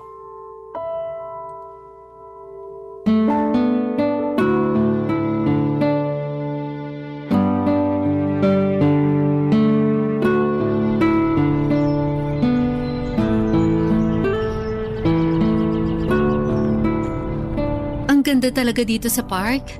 Alam mo, sa lahat ng mga lugar na pinapasyalan natin tuwing Sabado, etong park na to ang pinakapaborito ko. Kaya nga dito kita dinala eh. Sandali lang. Mahal, ano yun? Ha? Yun oh, tumingin ka dun. Ang ganda nung ibon. Asan? Wala naman ako nakikita. Mahal, ano to? Will you marry me? Pagpasensya mo na tong singsing ha. Ito lang kasi yung kinaya ng budget ko eh. Huwag mo nga akong pinaglololo. 1 taon na simula nung naging tayo. At sa tingin ko, panahon na para magpakasal tayo. I do. Ha? Oo, pakakasalan kita. Sa wakas! Hinaan mo nga yung boses mo, nakakaya sa mga tao dito. Sorry na. Hindi mo naman kasi ako masisisi. Kasi ito na ata yung pinakamasayang araw sa buong buhay ko. Pero paaalalahanan lang kita ha. Kahit kasal na tayo, tutulungan ko pa rin sina mama at papa. Aba syempre naman. Kailan ba ako nagkaroon ng problema dyan? Wala lang, baka kasi kapag kasal na tayo, pagbabawalan mo na akong tumulong kina mama at papa. Ganyan na ba talaga ang tingin mo sa akin? Hindi naman sa ganun. Ang totoo nga niyan, masayang masaya ako kasi ang laki na ng pinagbago mo. Pero may mga pagkakataon pa rin na mabilis uminit yung ulo mo. Pero hindi ibig sabihin nun ipagbabawalan na kita na tumulong sa mama at papa mo. Siguro nga, pero naaalala mo pa ba yung first date natin sa restaurant? Huwag mo na nga ipaalala sa akin yun. Basta, pangako mo muna sa akin na mas hahabaan mo pa yung pasensya at pangunawa mo. Ay, sige, susubukan ko. Huwag mong subukan, gawin mo. Opo, Commander. Aray! Ikaw naman kasi, puro kakalokohan. Alam mo, ito mga sinasabi ko, para din naman to sa ikabubuti mo eh. Ayaw ko kasing dumating yung araw na, alam mo na lamunin ka ng galit mo. Makinig ka sa akin, mahal. May aaminin ako sa'yo. Ay, gusto mo ba talagang malaman kung bakit galit na galit ako sa mga bakla? Sige, magkwento ka. Makikinig ako. May best friend kasi ako dati. Ang totoo nga niyan, para ko na nga siyang kapatid eh. Pinagkatiwalaan ko siya pero yun pala sila ayos siya. At ang pinakamasaklap pa dyan, sinamantala niya lang yung pagkakaibigan namin. Mahal, dapat noon mo pa sinabi sa akin to para mas naunawaan kita. Paano ko sasabihin sa'yo nagagalit ka tuwing umiinit ang ulo ko? Paano hindi iinit ang ulo ko tuwing nagagalit ka? Pero di bali na, mas naiintindihan na kita ngayon. Pero ganito kasi yon. Hindi mo naman pwedeng idamay ang lahat ng bakla nang dahilan sa karanasan mo sa best friend mong yun. Hindi naman yata tama na yung mga bakla lang yung palaging nakakaranas ng diskriminasyon. At isa pa, hindi lahat ng bakla ay katulad ng best friend mo na yun. Ay, siguro nga tama ka. Mahal, salamat talaga kasi pinaramdam mo sa akin na naiintindihan mo talaga ako. Ano ka ba? Wala yun. Uulitin ko. Ipangako mo sa akin na simula sa araw na to, mas lalawakan mo na yung pangunawa mo, ha? Oo, promise. Alam mo, mas lalo mo lang akong pinahanga ngayon. Ang totoo niyan, gustong-gusto na nga kitang pakasalan ka agad eh. Huwag kang mag-alala, kasi bukas magtatanong ako sa katrabaho ko na nagpakasal sa US. Ay sige, at bukas sa bukas, sasabihin ko na rin kina mama at papa na magpapakasal na tayo. Sigurado ako matutuwa sila. Pero sa ngayon, mag-celebrate muna tayo. Saan mo gustong pumunta? Ikaw talaga, gagastos ka pa? Okay na ako dito sa park. Huwag kang mag-alala. May ipon naman ako kahit papaano. Gusto mo bang kumain dun sa restaurant kung saan tayo nag-first date? Seryoso ka? Oo. Ba't mukhang gulat na gulat ka? Nung huli kasi tayong pumunta dun, gigil na gigil kang makaalis dun dahil sa waiter. Tapos ngayon, nagyayaya kang bumalik dun. Di ba, sinabi ko naman sa'yo na nagbago na ako. At isa pa, masarap din naman yung pagkain dun. Nagbago ka na nga talaga. Oh, halika na. Yun na nga siguro ang pinakamasayang araw sa buhay ko, Papa Dudut. Yung araw na nagaya si Kyle na magpakasal at yung nakita ko na tuluyan na siyang nagbago. Para akong binuhusan ng napakaraming biyaya noong araw na yon. At ayun na nga, Papa Dudut, pagkalipas ng ilang buwan ay nagpakasal kami ni Kyle sa Huwes. At ang sarap pala sa feeling ng ikasal. Pinaglalaroan na ata ako ng tadhana kasi nga wala talaga sa bokabularyo ko noon ng magkaroon ng jowa. Tapos ngayon ay ikinasal na ako. At hindi lang dyan natatapos ang lahat. Kasi dumating din ang araw na nagbunga ang pagmamahala namin ni Kyle at nagkaanak kami ng isang healthy baby boy. Sobrang saya ni Kyle noong nalaman niyang lalaki ang anak namin. At mas lalo pa siyang natuwa dahil kamukhang kamukha niya ang anak namin. At lalo namang natuwa ang mga magulang ko na may apo na sila. Isa yon sa mga bagay na talagang ipinagpapasalamat ko. Kasi kahit matanda na sina mama at papa ay nagkaroon pa rin sila ng chance na makita ang apo nila. Sobrang bilis ng panahon, Papa Dudut. Kasi parang kailan lang ay karga-karga ko yung anak namin. Pero ngayon ay nasa high school na siya at sa awa ng Diyos ay nakayanan namin ni Kyle ang pagpapalaki sa kanya. Aminin ko sa inyo na may mga pagkakataon na nalubog kami sa utang dahil sa hirap ng pagpapalaki sa anak namin. Pero sa kabila ng lahat ay kinakaya naman namin. Lagi ko ring ipinapayo sa anak ko na mag-aral ng mabuti para magkaroon siya ng magandang kinabukasan. At nagpapasalamat kami kay Lord kasi sobrang bait at talino ng anak namin. Pero Papa Dudut, habang tuwang-tuwa ako sa anak ko ay unti-unti kong napapansin na parang kabaligtaran naman ang pinapakita ni Kyle. Isang araw habang nasa eskwela ang anak namin ay napansin ko na medyo namumula si Kyle at parang sasabog siya sa galit. Kaya naman minabuti ko na siyang kausapin at itanong kung ano ba talaga ang nangyayari sa kanya, Papa Dudut.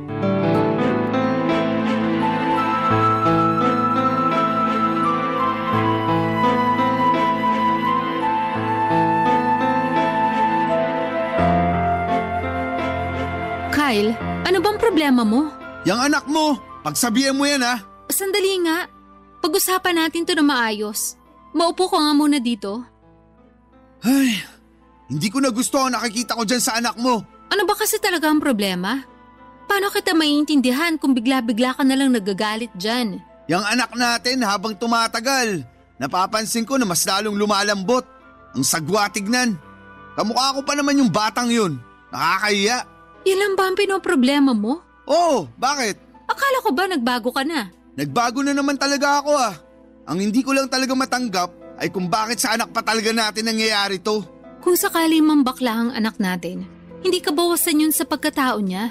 At hindi yun kabawasan sa atin bilang mga magulang niya.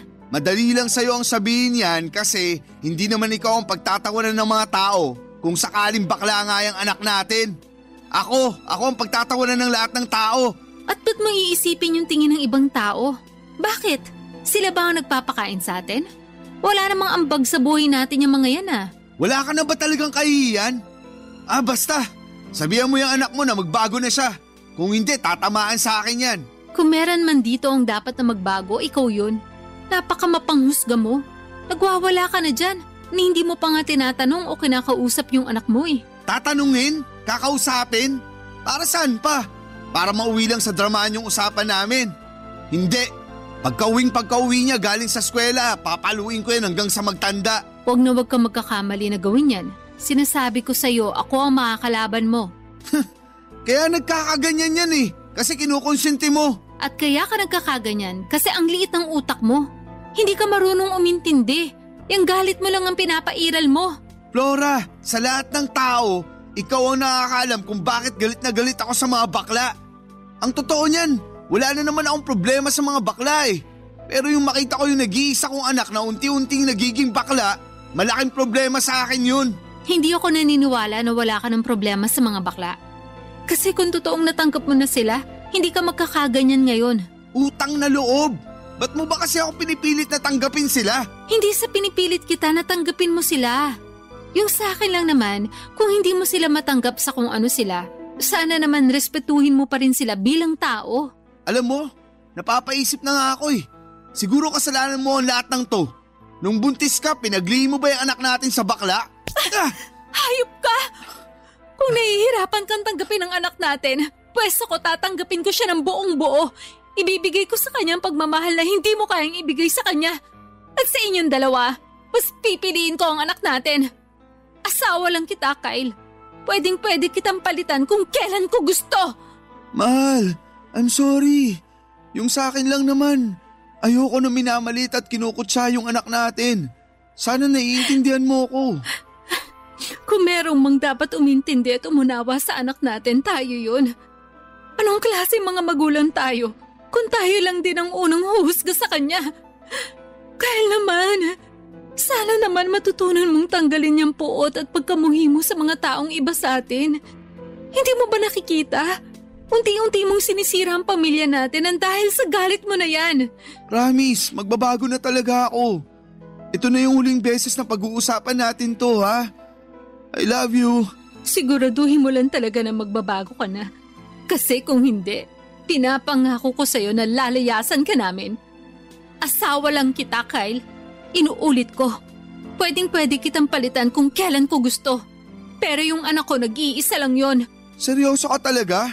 Ipagpapalit mo ako? Oo! Ipagpapalit kita sa foreigner.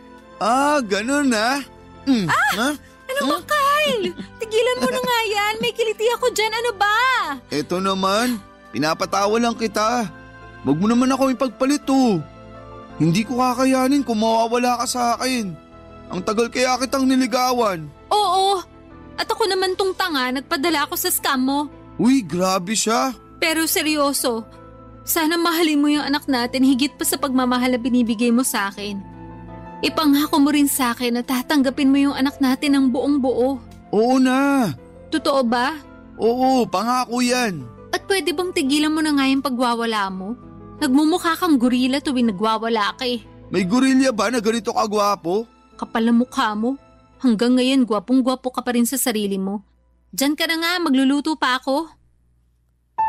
Hindi ko po akalain na hanggang ngayon ay hindi pa rin nawawala ang pagkamuhi ni Kyle sa mga bakla. Kaya nang umuwi na ang anak namin galing eskwela ay minabuti kong kausapin siya at doon ko nalaman at na-confirm na may nararamdaman nga siyang kakaiba sa kapwa niyang lalaki. Pero hindi ko po ito sinabi kay Kyle kasi baka magwala na naman siya. Sa kabila ng lahat ng ito ay palagi ko pa rin sinasabi kay Kyle na kailangan niyang lawakan ang kanyang pag-iisip at huwag magpadala sa galit. Talaga pong naguguluhan ako ng mga panahong yon. Sa totoo lang ay wala akong problema kung ang anak ko ay bakla. Tanggap na tanggap ko po siya ng walang pag-aalinlangan. Ang hindi ko lang po matanggap ay kung paano magalit si Kyle. Aaminin ko po na mabait ang asawa ko sa akin at sobrang sweet niya. Pero kapag nagagalit siya, medyo nakakatakot. Kaya sinabi ko kay Kyle na okay lang magalit siya sa harapan ko. Basta wag na wag niya lang idadamay ang anak namin. Sinabi ko rin na kung may gagawin siyang masama sa anak namin ay talagang hindi ko yon matatanggap at iiwanan ko na talaga siya.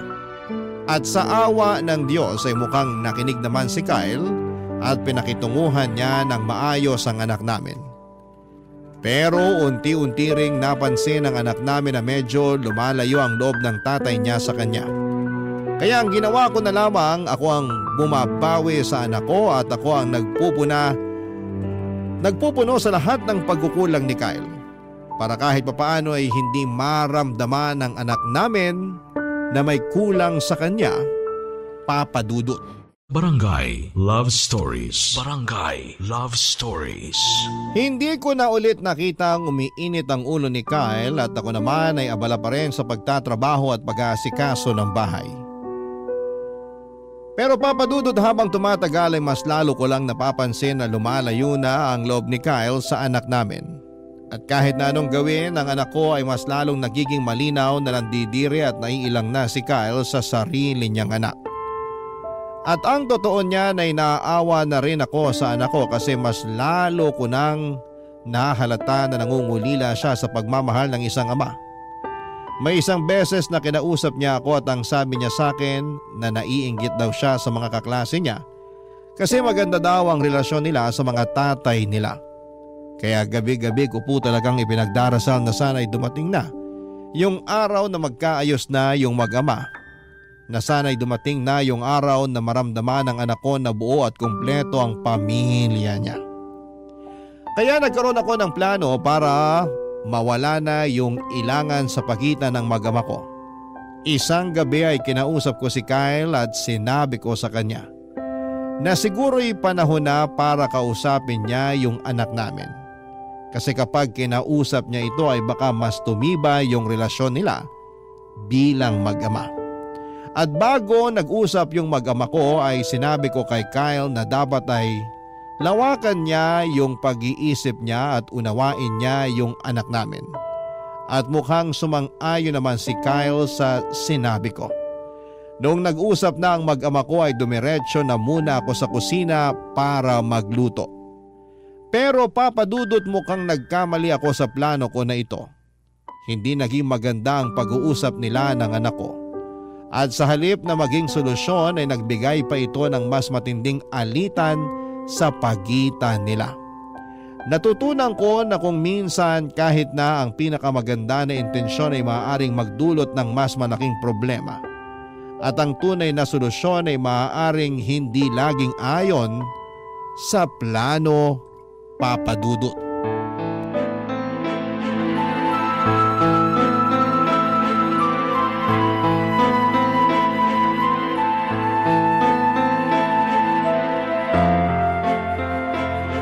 Huwag ka nang babalik! Kyle, ano nangyari? Ba't ka nagsisisigaw? Dinig na dinig ko sa kusina yung boses mo. Ikaw ba ang may pakana nito, ha? Ba't biglang lumakas yung loob ng anak mo ang aminin sa akin Ang gusto ko lang naman magkausap kayo para mawala na yung ilangan sa pagitan nyo. Pwes, inamin niya sa akin na bakla siya. Flora naman, alam kong pinangako ko sa'yo na magbabago na ako. Pero kinailangan ba talaga niyang ipangalanda ka na bading siya? Hindi ko na alam kung paano ko patatanggapin yan. Alam mo ba naglakas loob yung bata na sabihin sa'yo yan? Kahit takot na takot siya sa'yo? Kasi nagbabaka sakali siya matatanggap mo siya? Diyos ko, Kyle, nangungulila yung bata sa pagmamahal mo. Sinasabi ko na nga ba ikaw ang kumukonsinti sa kanya. Kung tutuusin, ikaw ang punot dulo ng lahat ng to. Kung kinausap pa lang sana na maayos yung anak mo, malamang hindi tayo magkakagulo ng ganito ngayon. Wala ka nang magagawa. Pinalayas ko na ang anak mong bakla. Diyos ko, di sa oras na ng gabi. Pag may mangyari masama sa anak ko, ikaw ang pagbabayarin ko. Tandaan mo yan. Huwag kang mag-alala. Sigurado ako na dun didiretso yung sa bahay ng mama at papa mo. Ayoko na. Punong-puno na ako. Uy, teka lang. Ano yan, ha? Saan mo dadalhin yung mga gamit mo? Doon na rin ako didiretso kina mama at papa.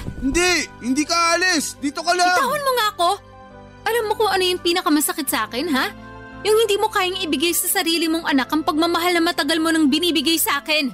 Pasensya ka na. Pero hindi ko talaga matatanggap yung anak mong bading. Yan! Para yan sa anak ko. Wala siyang ginawa sa'yo para kamuhiin mo siya ng ganito katindi. Meron! Yung pagiging bading niya. Sapat na rason na yon para kamuhian ko siya. Umasa ako na magbabago ka. Umasa ako na dadating ang araw. Nalalawakan mo na yung isip mo. Pero nagkamali ako. Mukhang wala ka na talagang pag-asa. Gusto mo lumayas? Teka lang. Oh, eto pa ang mga gamit mo. Kunin mo na yan. Lumayas ka at samaan mo yung anak mong bakla. Mas gugustuhin ko pang mag-isa sa buhay kaysa sa makasama ko yung anak mong bakla. At yung nanay niyang wala nang ibang ginawa kung hindi ang konsentihin ng kabaklaan ng anak niya. Alam kong hindi maganda yung naging karanasan mo sa best friend mo noon. Pero sabihin mo sa akin, hanggang kailan mo dadalhin yung bigat at puot ng karanasan na yun? Hindi mo pa talaga nakikita na unti-unti ka nang sinisira ng galit mo? Utang na loob, Kyle. Magbago ka na. Ibili mo na rin kaya ng palda at lipstick yung anak mo. Total, kinukonsinti mo naman. Bah, lubos-lubusin mo na. Manahimik ka kung ayaw mong bigyan ko ng kambal yung sampal ko sa'yo kanina. Naging mabuting anak siya sa atin. Ang taas-taas nga ng grades ng bata. At tuwing nasa trabaho tayo, siya yung nag-aasikaso sa mga gawaing bahay dito. Mismo! Yan mismo ang dahilan kung bakit lalamya-lamya yung anak mo na yun. Pinaglilinis mo siya dito sa bahay imbis na pinaglalaro mo ng basketball kasama yung mga kaibigan niya. Malala ka na! Pinapangako ko sa'yo na ito na yung huling araw na makikita mo ako. Tapos na ako sa pagiging asawa mo. At yung anak mo, huwag kang mag-alala. Kasi simula sa araw na to, ipagkakait ko na siya sa'yo. Ayokong dumating ang araw na masaktan mo pa siya. Yan, tama yan. Siguraduhin mo na hindi ko na makikita ang pagmumukha ng batang yon. Sana lang talaga, huwag dumating ang araw na pagsisisihan mo yung pagtaboy mo sa amin. Kung may pagsisisihan man ako, yun na yung nakinig pa ako sa'yo. Masyado ako naging malambot. Dapat simulat sa pool pa lang. Tinuruan ko na yung anak mo kung paano maging tunay na lalaki. At kung may pinagsisisihan man ako, yun na yung pinakasalan pa kita. Kasi sa totoo lang, hindi ko nakilala yung taong pinakasalan ko. Hindi na kita kilala. Sabihin mo nga sa akin, Kyle. Kaya mo ba talagang tanggapin ang pagkawala ng anak mo? Na hindi mo na siya makakasama sa mga susunod na taon? Dahil lang sa hindi mo siya kayang yakapin sa kung sino siya? Ay... Mukhang nakuha ko na nga yung sagot sa tanong ko. Aalis na ako. Flora, sandali! Kung talagang mahal mo yung anak natin, hindi ka magdadalawang isip. Kung meron man sa atin na may karapatan na magdalawang isip, ako yun. Sana nagdalawang isip ako bago kita pinakasalan. Ayusin naman natin to, please. Ganyan ka naman palagi eh. Gusto mo makipag-ayos tuwing nag-aaway tayo, tapos mangangako ka na magbabago ka na. Pero hindi man lang ba sumagi dyan sa isip mo kung bakit hanggang ngayon nagkakagulo pa rin tayo? Kasi walang pagbabago. Hindi ka na nagbago. At hindi ka na magbabago. Sobra akong nasaktan ng gabing yon, Papa Dudut. Pero mas nasasaktan ako para sa anak ko. Kung alam ko lang na magiging ganito ang lahat, sana noong umpisa pa lamang ay hindi na ako nakipagrelasyon kay Kyle. Sana hindi ko na lamang siya sinagot at sana hindi na lamang ako nagpabuntis. Naging tanga ako at naniwala ako sa mga pangako niyang hindi naman natutupad, na may pag-asa pa siyang magbago. Noong gabing yon ay dumiretso ako kina mama at papa at doon ko rin nakita ang anak ko. Namumula ang mata at hindi matigil sa pag-iyak. Sobrang sakit yung nararamdaman niya dahil hindi niya inakala na ipagtatabuyan siya ni Kyle.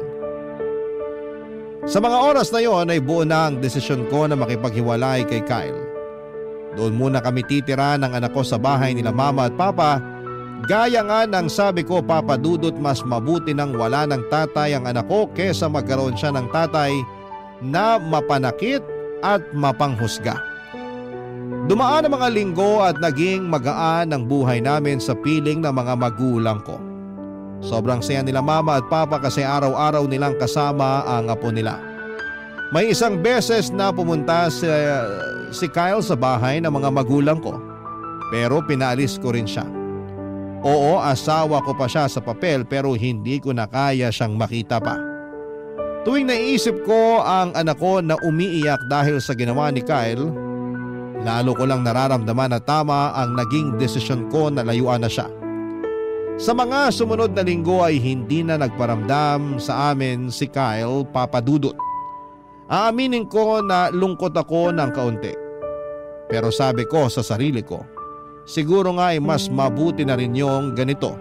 Wala nang gulo at hindi na rin niya masasaktan ang anak ko kahit papaano. Pero ang hindi ko inaasahan, Papa Dudut, ay paglalapitin kami ulit ng tadhana. Isang araw habang nagtatrabaho ako sa kainan, nalaman ko na nagpunta pala ang anak ko sa dati naming bahay para kumustahin sana si Kyle. Kasi kahit pinagtabuyan na siya at lahat-lahat ay gusto niya pa rin daw na matanggap siya ng tatay niya balang araw. At nung nakarating siya sa bahay ay doon niya natuklasan na nakabulagta si Kyle sa sahig. Napagalaman din namin na si Kyle pala ay may sakit sa puso. At pagkatapos ng duty ko ay hinakayat ako ng anak ko na dalawin ko daw si Kyle sa ospital. Kaya pinauwi ko na yung anak ko at ako na mismo ang pumalit sa kanya sa ospital, Papa Dudut.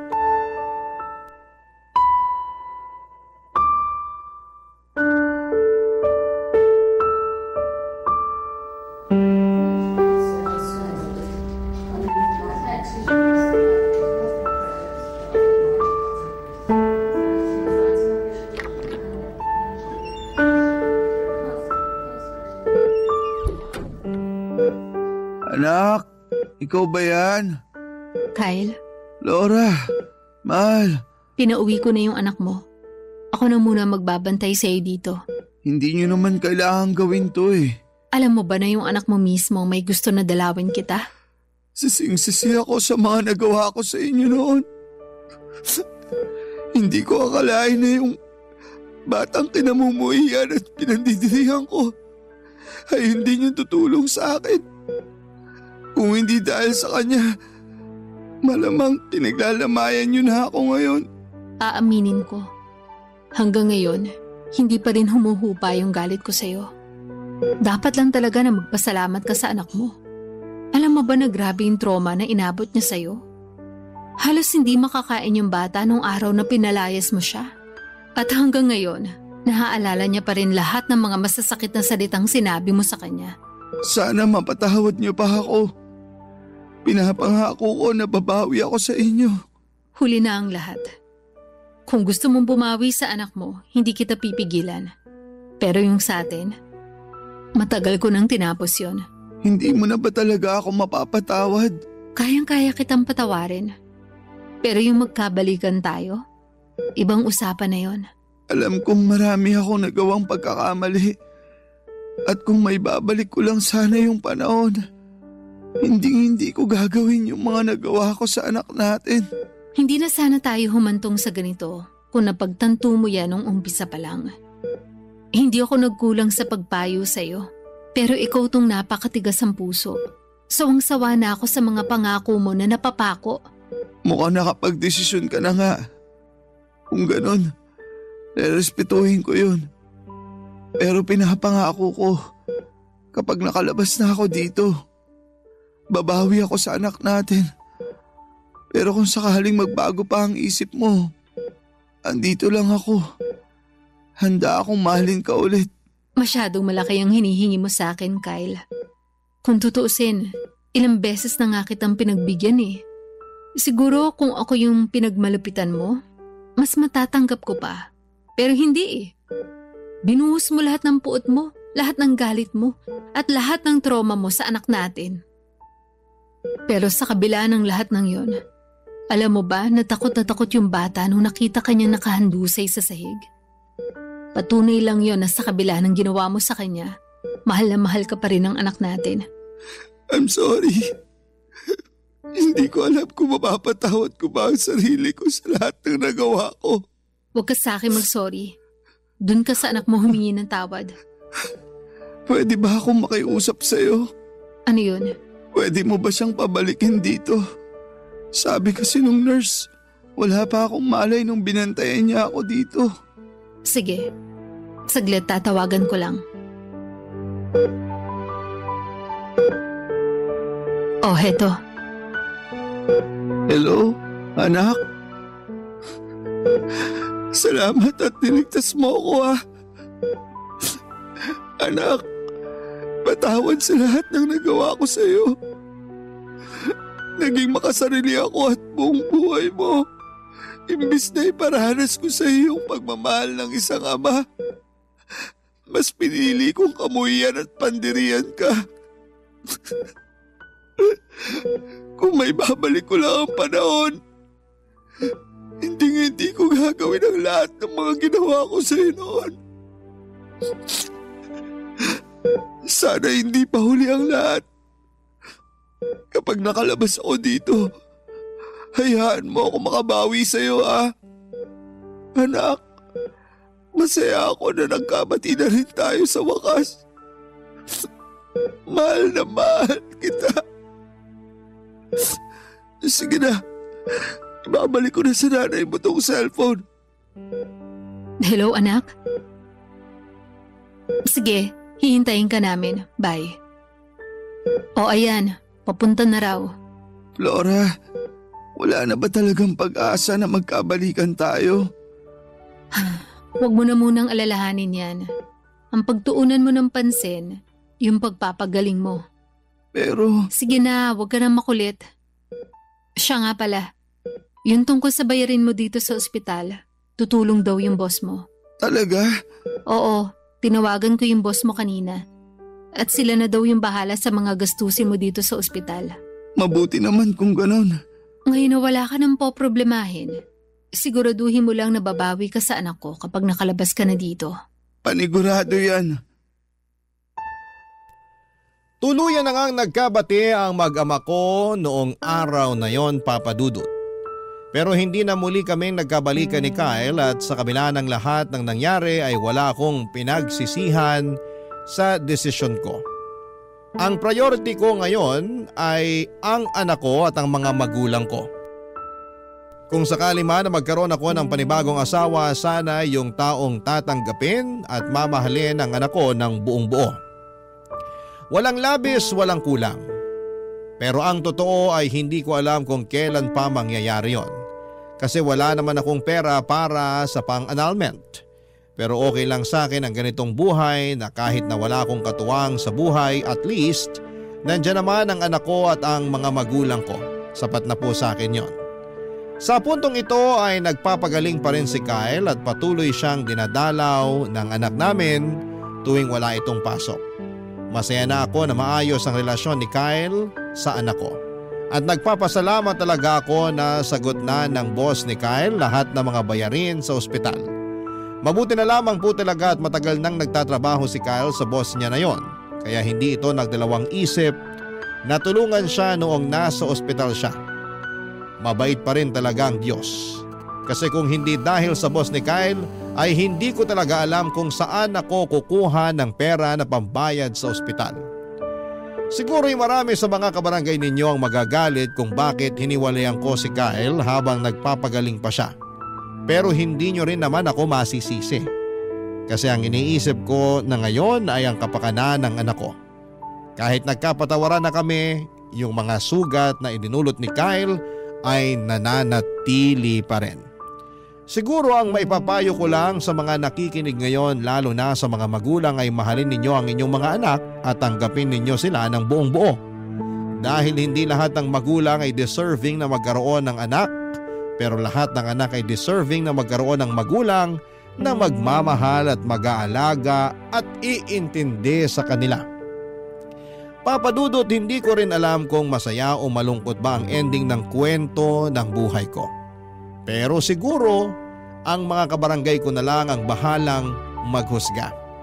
Nagpapasalamat po ako na binigyan ninyo ako ng pagkakataon na ibahagi ang kwento ko sa inyo. Maraming salamat po and more power sa inyong istasyon sa Barangay LS. Ang inyong forever kapuso at kabarangay, Flora.